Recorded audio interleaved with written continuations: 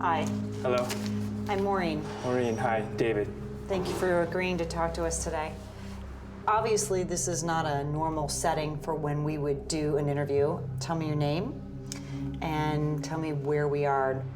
I'm David Ditto, and I'm at Vista Detention Facility. I met my wife, Karina.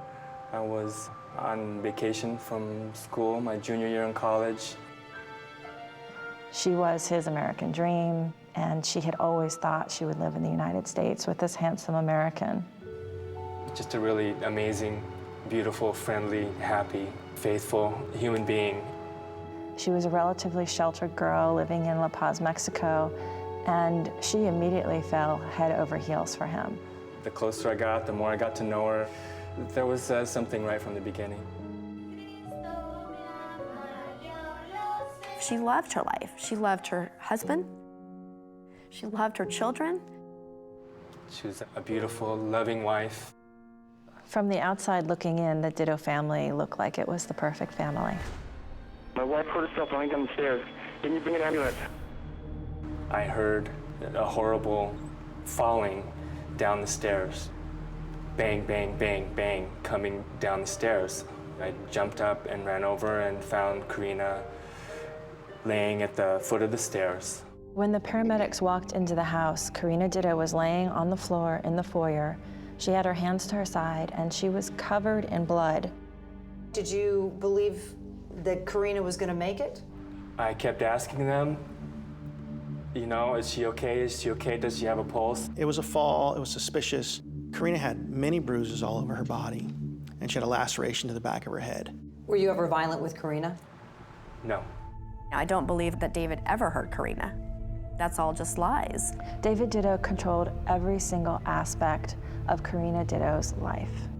This portrayal of her as being afraid of David, that's just not true. They're making me out to be a monster. Did you get anywhere close to having a physical altercation with her? No, So then what are you doing here? I don't know.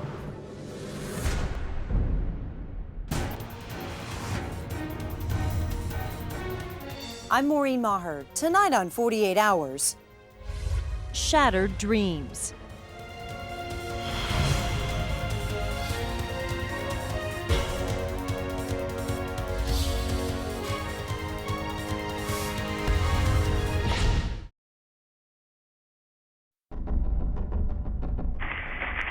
Fire Medical 323, what's the address of your emergency?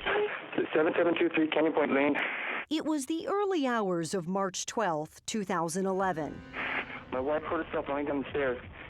when David Ditto found the lifeless body of his wife, 38-year-old Karina. Please send an ambulance. How old is she? Please send an ambulance. I do not want you to hang up. When first responders arrived at the Ditto home in Mira Mesa, a San Diego suburb, I started asking her, what's wrong? What's wrong? Are you okay? Honey, are you okay? an emotional David told them his wife Karina had somehow fallen down the stairs and struck her head on the tile floor. She wasn't moving, wasn't talking, so I grabbed her and held her, lifted her into my lap, and was holding her and trying to get her to come to, and she didn't respond or didn't move at all. Karina was rushed to the hospital, unable to breathe on her own. For 2 days, David and his family stood vigil as she clung to life. I was told that first day that she was brain dead.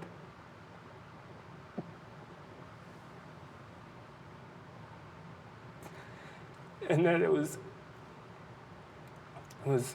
almost impossible that she would ever recover.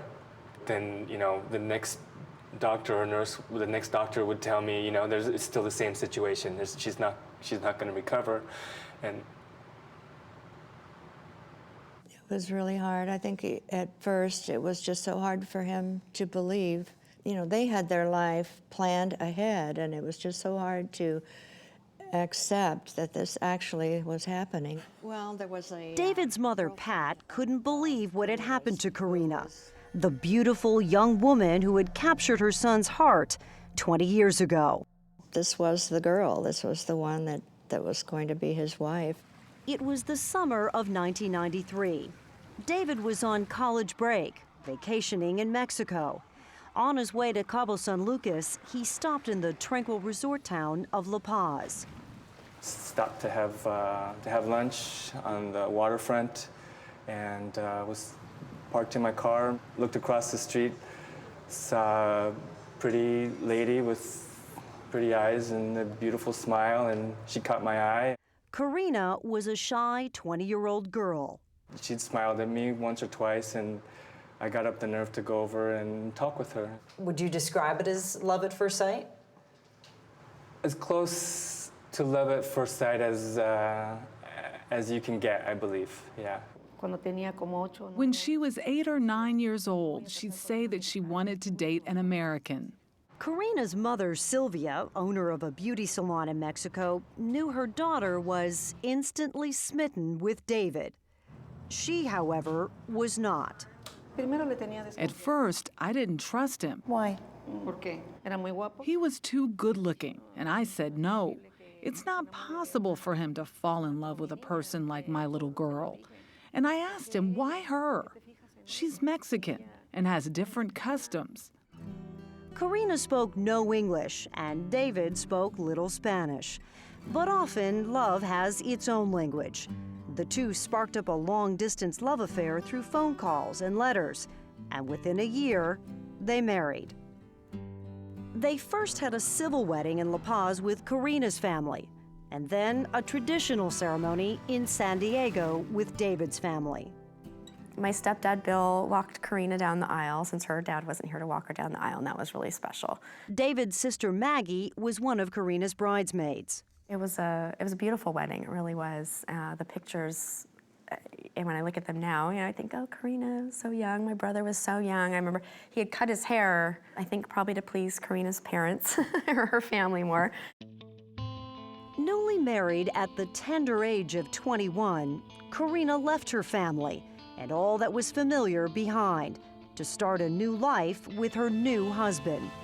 I really respected the choice that she made to come up here, leave all her family, come to a new country where you don't speak the language, you're not familiar with the culture. How did she adjust to life here in the States? There was some difficulty. It was completely different. She was nervous and like a stranger in a strange land. While going to school to learn English, the newlywed was completely dependent on her husband. And so he helped her a lot and kind of guided her at the beginning. Give me a kiss. Karina devoted herself to learning everything she could about life in America, and she was particularly devoted to building her life with David. Karina really wanted to be a mother. It's something that she knew almost her whole life, that she wanted to be a mom, and she was really good at it. In 1996, they had their first child, a son. A few years later, their daughter was born. As the couple was starting their family, David was also starting his career. He took a job as a lab researcher at the University of California, San Diego. We were, financially just kind of starting off. It was a little bit of a struggle, didn't have a lot of money, but we had, enough to pay the bills and, have food and everything. It seemed Karina was actually living the life she had always dreamed of as a little girl in Mexico. From the perfect husband, They had great plans for this place. to the perfect home that David spent years saving up for. She wanted this house. She wanted this house, and David, made every effort to get this house for them, and they did. They were just the ideal family, and everybody thought so, and just, thought, what a wonderful family. But appearances can be deceiving, as revealed in Karina's letters to her mother. "Sometimes I don't know why I married him," wrote Karina. "I'm in despair."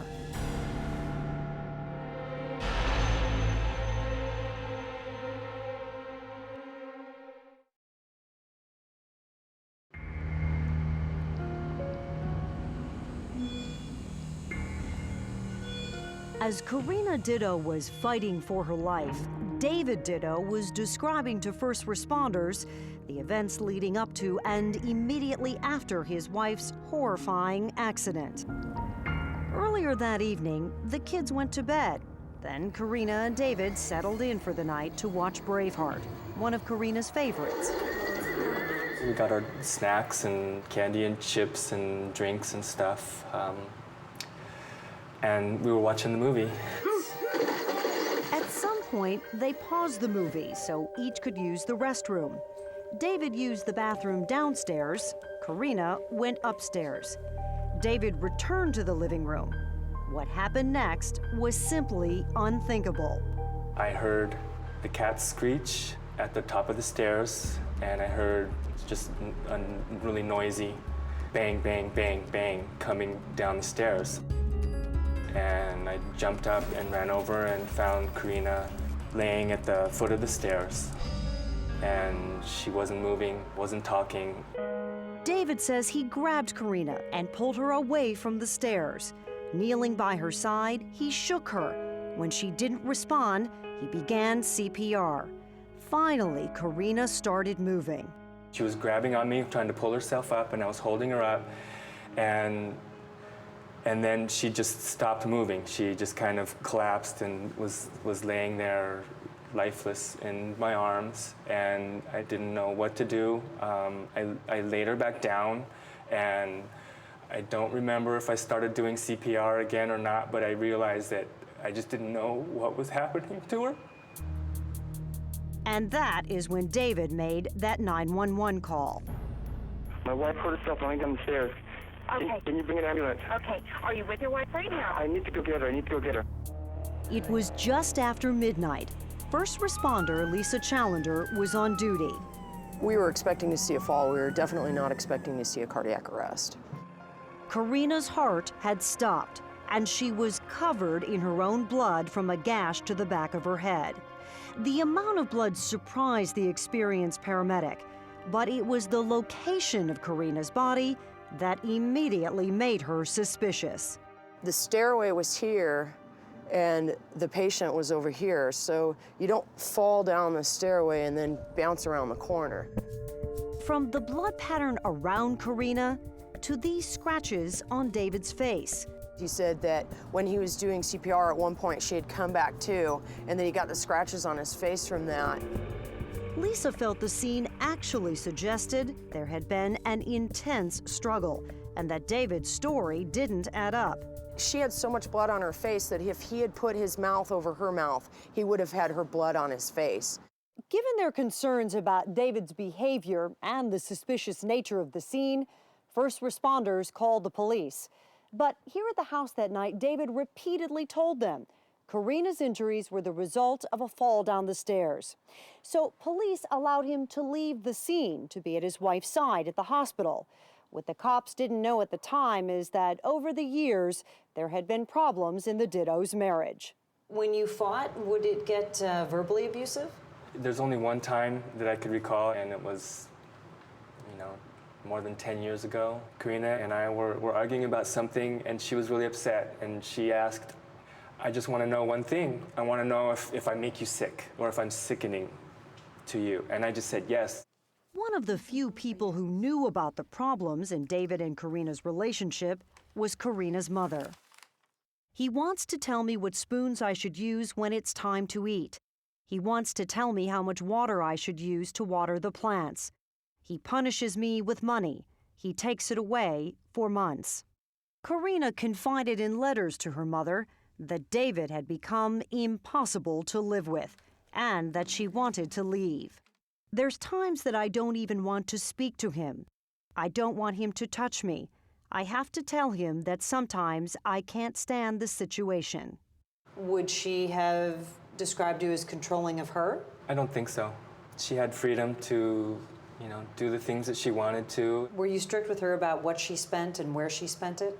We were on a tight budget at times, and I managed the finances. So we didn't have a lot of money sometimes to spend on clothes or, you know, going out to eat and things like that. Did you make her pay you back for diapers and other goods for the kids? I don't think so. I honestly don't remember for sure. I don't think so. By 2009, their marriage had reached a breaking point. I said, well, maybe we should look into separating, because she was clear that she didn't want things to continue the way things were. But David Ditto wasn't about to give up on all that he had invested in his marriage and asked Karina for a second chance. And what did you ask for a second chance to do? What did you want another chance at? To do the things that she said that she missed from the way things were before. According to David, their relationship did improve, but he noticed a change in Karina. Did you feel like you were in charge in the relationship and now suddenly she was trying to be in charge? I wouldn't say suddenly, but yeah, she was taking charge of some things. Taking charge and continuing to assert her independence. For the first time in 15 years, Karina got a job working at a nearby department store. She was making money and friends. She was very nice. One of the nicest friends I've ever met. She struck up a relationship with a young co-worker named Jonathan Moda. So you were friends? Yes. Did you have a flirtatious relationship as well? Yes. It was flirtatious, but in like a fun way. It was just, playful banter, just sexual jokes here and there and stuff like that. Moda says their flirting never got physical, but it did get personal. Did you ever text her a particular picture of your private parts? Yes, I did. Why? She asked for it. Moda also made suggestive comments on one of Karina's Facebook photos, comments that David read. The comment was something like, how about you and me? Or how about you and me, girl? Or how about you and me, baby? Or something like that. Did you think there was anything going on between them? No. But just a few months before, Karina's mother, Sylvia, says David worried that she was going to leave him. In August 2010, while visiting the family, Sylvia says her son-in-law turned to her for help, something David strongly denies. He cried a lot and said Karina wanted to leave him. He told me that I have a lot of influence over my daughter and wanted me to speak with her and plead for her not to leave him. So I told her, give him another chance, my love. The next time Sylvia would see her daughter was 7 months later. She says David only told her that Karina had been in an accident. It wasn't until she saw with her own eyes the seriousness of the situation. I began to hug her, talking to her, telling her to please open her eyes. After being in a coma for 2 days, Karina's life came to an end. Were you there when they took her off life support? Yes. Did it seem impossible to you that your healthy wife had fallen down the stairs and now she was gone? Yes. From a fall? It was unthinkable. Shocking, surprising. Equally shocking, however, is what David Ditto did just 15 minutes before his beloved wife was taken off life support. With his cell phone, David took this photo of his once stunning wife, Karina. She'd been covered with paintings of her own handprints, and it was for a reason, says San Diego prosecutor Claudine Ruiz. The only reason that I could come up with for why David Ditto took that photograph was as a trophy, to remember what he had done to her. That he had the final word. He controlled her life and he controlled her death.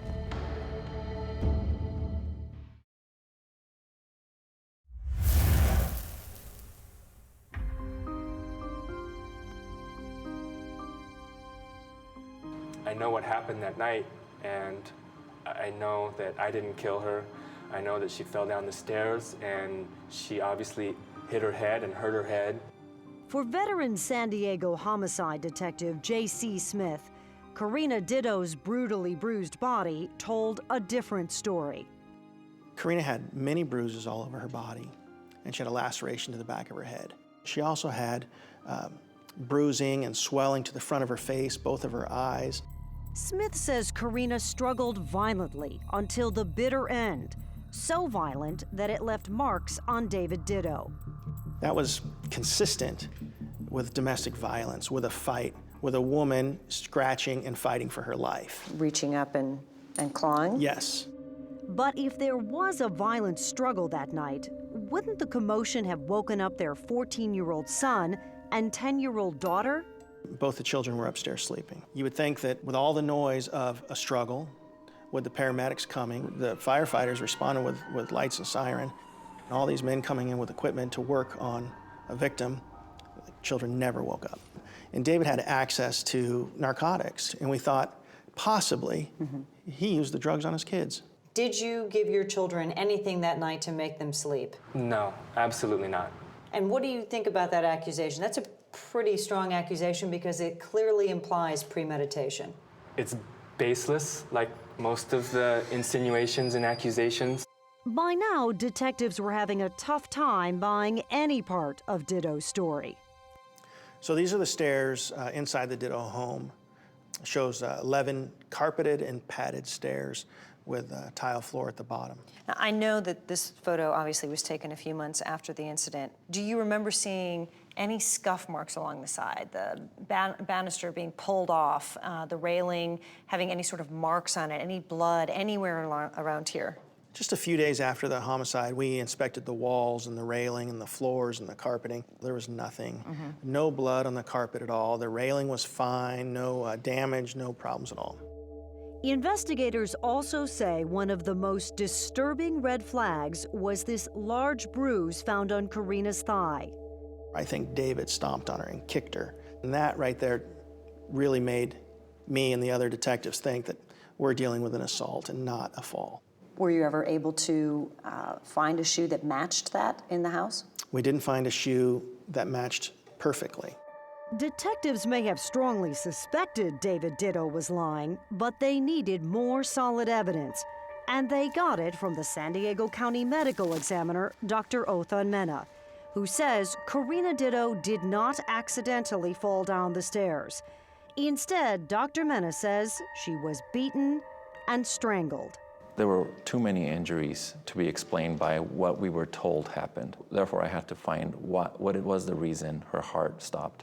And in my opinion, it's because she was asphyxiated either by strangulation or by smothering while also being beaten. 3 days later, David was arrested. Visibly shaken at his arraignment, David Ditto went from a grieving husband to a man charged with his wife's murder. David's mother, Pat, couldn't believe it. When the judge stated that the medical examiner had said blunt force trauma and strangulation, we hadn't dreamed of that at all. Before March 12, 2011, there was no known history of abuse. No physical abuse, that is. And in Karina Ditto's life, it was more about power and control. It wasn't until she started to break free from that relationship that he lost control. San Diego County Prosecutor Claudine Ruiz. But he was not the type of abuser who would lose his temper and beat his wife. He was a cold, calculating man, and he made the decision to kill her. When you hear these words, violent, controlling, well, there was jealous, no violence. There was no violence. These are not words that you associate with your son. Absolutely not. Even the one person who knew Karina best had her doubts. Karina's mother, Sylvia, believed David's story at first, until she returned here to La Paz and began to think about all those letters from Karina and all those bruises on her daughter's body. Eventually, and somewhat reluctantly, Sylvia had a change of heart about her son-in-law. Why did he have the heart to cause a person so much harm? He could have returned her to me or divorced her, but not kill her. Those letters may have suggested motive, But detectives believe it is the physical evidence that proves murder. She had blood in her hair that had coagulated, and then the blood around her had already began to dry. Says to me that she had been down for a while. David had time to think about what he was going to do, if he needed to straighten up the house before the paramedics came, because he knew he was going to be under scrutiny. And just like first responder Lisa Challenger, detectives were equally troubled by inconsistencies at the scene. It's not consistent with a fall down the stairs. All the blood, everything is 3-4 feet away from the bottom of the staircase. Here's the most unexplainable element of that story to me. Okay. When you look at the pictures at the bottom of the stairs, Yeah. there is no blood. That's wrong. David's defense attorney, Keith Ruttman, argues it's absolutely plausible that Karina's head landed exactly where David says it did. You're saying this is where she landed, and there is a blood splotch there. Correct. And it depends upon how much blood you're looking at. Remember, if David is kneeling next to her, his pants had blood on them, that could have absorbed some of the blood. No one saw her fall, so you can't say how she fell down the stairs. But every single one of the people that treated her and dealt with her, every single one of them said, these injuries are inconsistent with a fall. And every day you hear of medical events that no one has ever heard of before. So you believe that every one of those people was wrong? Yes. Every one of those people? Yes. And you then believe this was just a freak accident? Yes. But no one other than David knows for sure what really happened that night. Did you strangle her? No. He fooled people. People don't want to believe that there is that side, that dark side. It's not me. It's not true.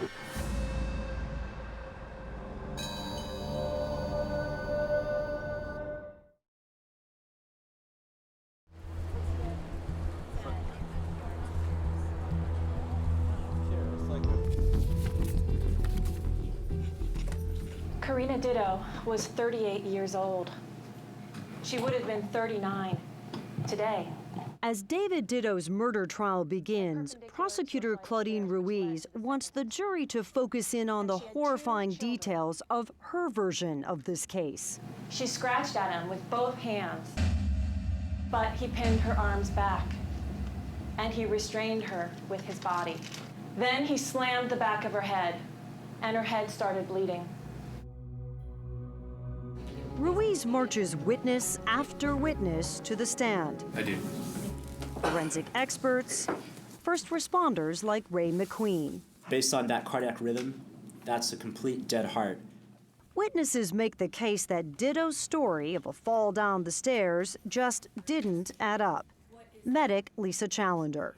And so for somebody to have fallen onto the tile surface, how come she was injured on both sides of her face and then the back of her head also? But David's lawyer, Keith Ruttman, says the evidence points to an accident, refuting the police version of the scratches on David's face. The first element they say is it just does not make sense that somebody who's being given CPR would even be able to move their arms and reach up and scratch, because that's why you're giving them CPR. They're not breathing, they're not moving. What? Right, but David testified she came to, so at that point you would imagine that he would stop giving her CPR, giving her the freedom to move about. Ruttman says investigators came to the wrong conclusions because they did a sloppy job. If you're conducting a criminal investigation into a murder of your wife by a husband while his kids are upstairs sleeping, you have to do it right. In court, he tries to show the jury that procedures were not followed. The right questions were not asked. Did you ever hear anyone ask him to explain how the blood got all over her body? No, I never heard anybody ask him that. The biggest oversight, Ruttman tells the jury, was that the county medical examiner, Dr. Mena, did not have complete information when he examined Karina's neck. And his immediate explanation is that's consistent with what we see in strangulation cases, so it must be strangulation. What Mena didn't know, according to Ruttman, is that a resident doctor at the hospital accidentally punctured an artery in Karina's neck while trying to give her blood to revive her. Never knew that arterial puncture had occurred, so was never able to discount that. Ruttman says it was that puncture that caused her neck to bruise, not being strangled, as Dr. Mena testified. The puncture was discovered by Ruttman's star witness, renowned medical examiner Michael Baden. He reviewed the autopsy report and he reviewed all the medical records from the hospital, and he was the one who first noticed that there was a potential contributing source of blood from the arterial puncture. How does he believe Karina died? Well, his testimony was actually to be technically correct about it, was that her injuries were consistent with the fall down the stairs. But Dr. Mena says he was aware of the puncture. The defense believes that the mistake of the resident is the hemorrhage that you saw that you believed was strangulation. No, it cannot be, because those two hemorrhages were separate. The hemorrhage that was because of the resident placing a line, that was down here by the clavicle. The hemorrhages that I saw were over here by the thyroid gland or by the voice box. Karina's injuries tell a story, says Mena, about what happened to her that night. What's the story you were able to piece together by the condition of her body? Her body told me that she was beaten because she had way too many injuries to be explained by a fall downstairs. And that is exactly what the jury heard him say. But then Ruttman took a big gamble. He did something that is rarely done in a murder trial these days. He put David Ditto on the stand so jurors could hear from David directly and judge for themselves if he was telling the truth. Karina was here at the base of the stairs. Her head was on the tile floor. Her shoulders were flat on the tile floor. And then he addresses a key point to the prosecution's case, how Karina's head got to where the blood was on the floor.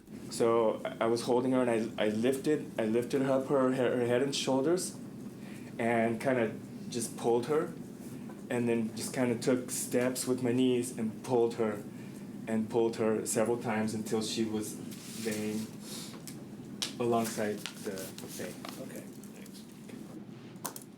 Did you try to give CPR to Karina? Yes, I did.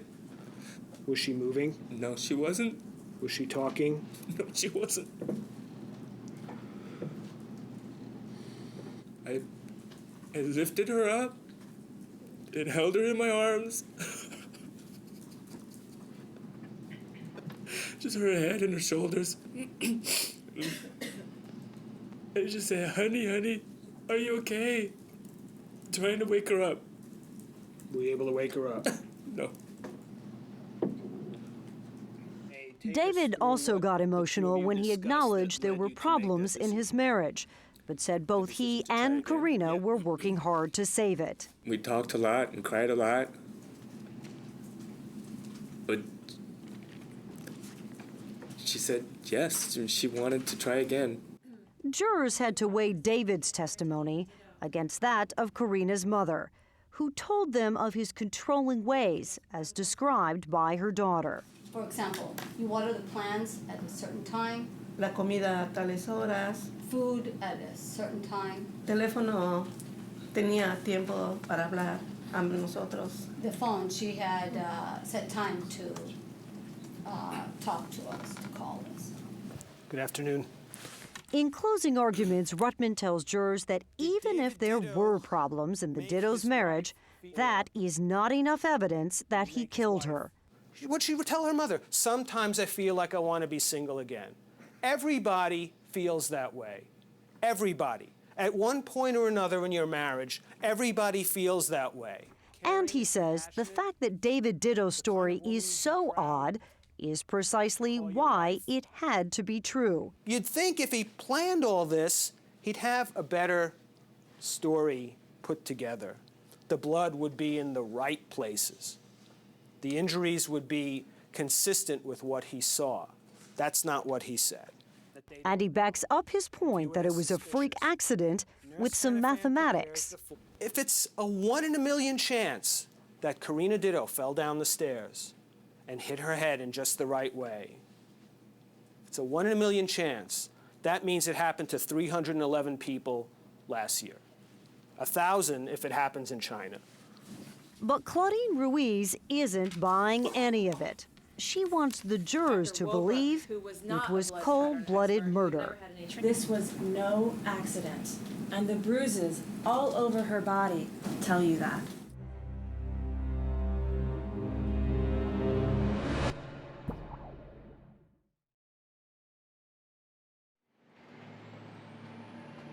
After 4 weeks of testimony, the case against David Ditto was now in the hands of the jury.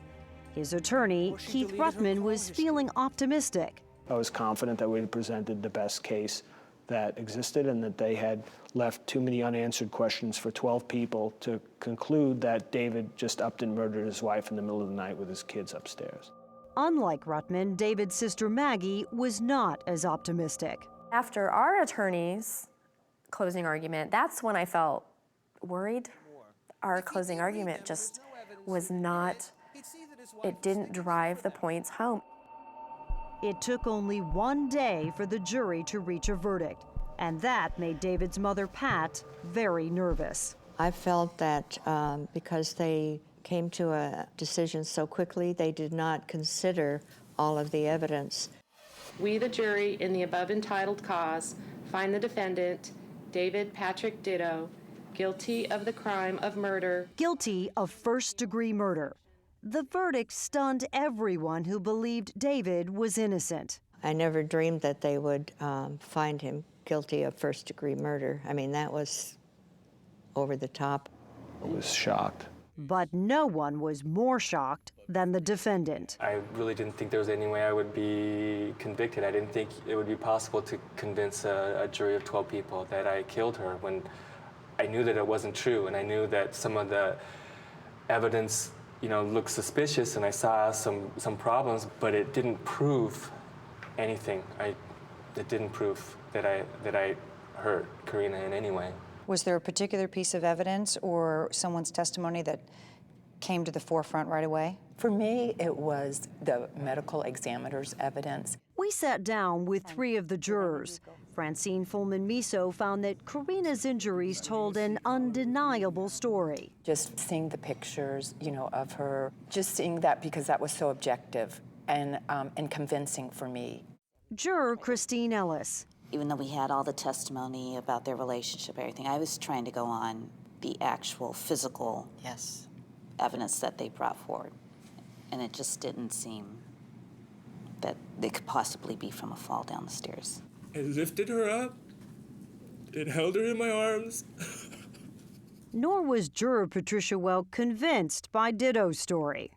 I found his testimony disingenuous, and it seemed very disconnected from the context of the situation.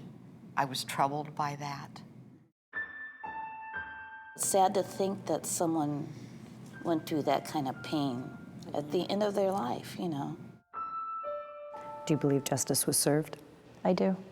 Prosecutor Claudine Ruiz says the last chapter of Karina Ditto's life may have ended very differently if not for the first people who stood up for her. The patient's head was right here. The paramedics were really the unsung heroes in this case because they arrived on the scene knowing nothing. And when they walked in, they immediately knew something was wrong. Is it possible then he could have gotten away with murder and called it an accident? He very well could have. I saw my role in this call as providing care for Karina Ditto. Every person that was involved in this had a part to it. I know that we were the first people to draw attention to it. This is a tragic case. 9 months after David Ditto was found guilty of first-degree murder, It's tragic for the victim. It's tragic for the children. Judge Kenneth So sentenced him to 25 years to life. Now 45, David Ditto will most likely spend the rest of his days in prison. When the case against David finally came to an end, Sylvia was back home in La Paz, Mexico, where it all began for David and her daughter. I felt guilty. Even today, I still feel guilty, because had I told her to pack her things and leave him, this wouldn't have happened. As Sylvia looks through a photo album full of memories, she hopes and prays she won't lose touch with the grandchildren she loves dearly, but has not seen since the trial. Es muy difícil It's very difficult when I speak to them on the phone. I can't control myself when hearing their pretty voice. They are not alone.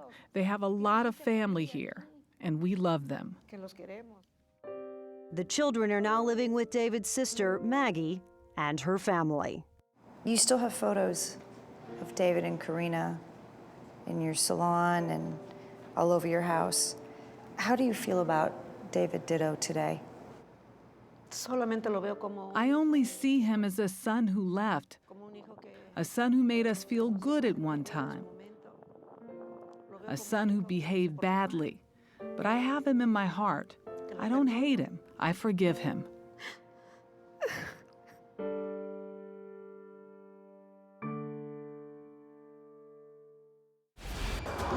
48 hours to miss it would be a crime.